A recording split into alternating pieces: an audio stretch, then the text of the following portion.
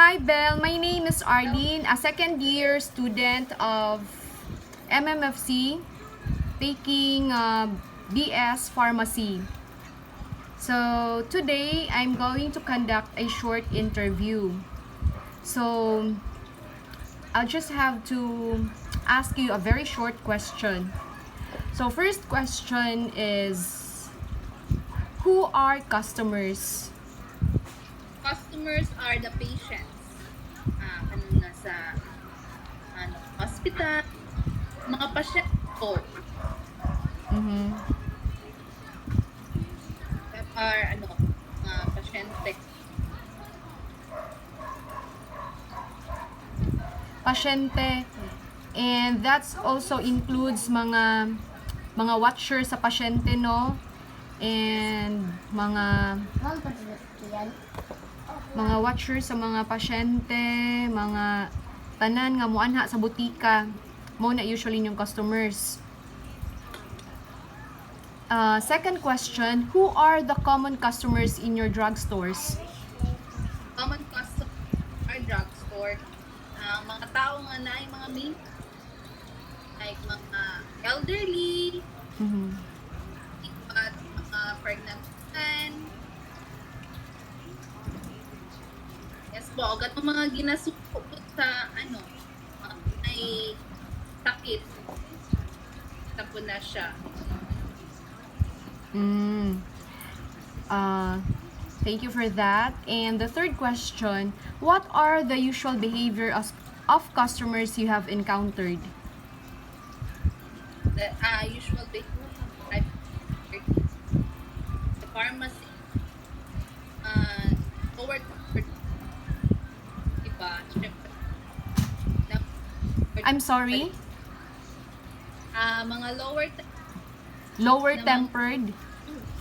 Mm-hmm. tipo di man yun malikayan customer na wala ni mo giusap pero nasuko na Mm-hmm. like pero imong approach is naka-smile ka naman even though ilang attitude is dili mo quits dili mo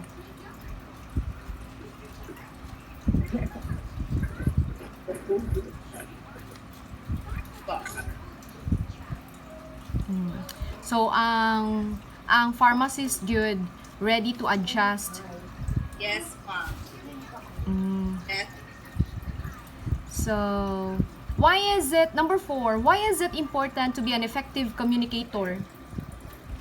It is important to have an effective communication because it leaves all satisfied and accomplished kanang ma-deliver nimo at clearly without room of misunderstanding kung same mo og same of delivering wala may misconception, so at least clear inyong explanation both the patient and the partner.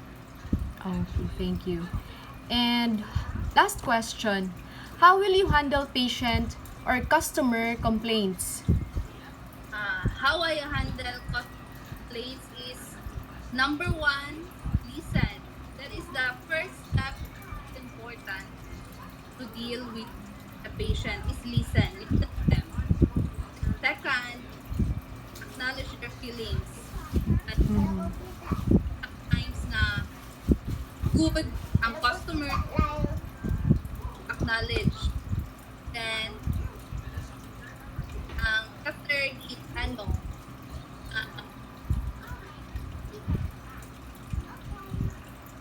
explain. Diba? Explain your side. Explain yung side and explain po how to to handle your feelings kung sa ilang concerns to what then mo to conclude ko kaya conflict tapos thank you. Okay, thank you. And, okay, so that would be all for today. Pero before I let you go, I'll have one last question, pang finale. So, so any words of encouragement for us pharmacy students? My encouragement lang no, aspiring pharmacist, alas na pharmacy student na. Focus on your goal. Focus on what meant. Ay, syempre, dan man din profession. So, dapat, if na kay go, maimuha dyan na. So, sometimes, dili jud balikayan ang failure, or not just failure, ano lang, lower of your grade, siyempre, maka-apekto man din na sa imuha. But that's fine na failure na ka. That's how define na keep striving para ma-pursue. Thank you very much for your time. And salamat, maulang to. Bye-bye.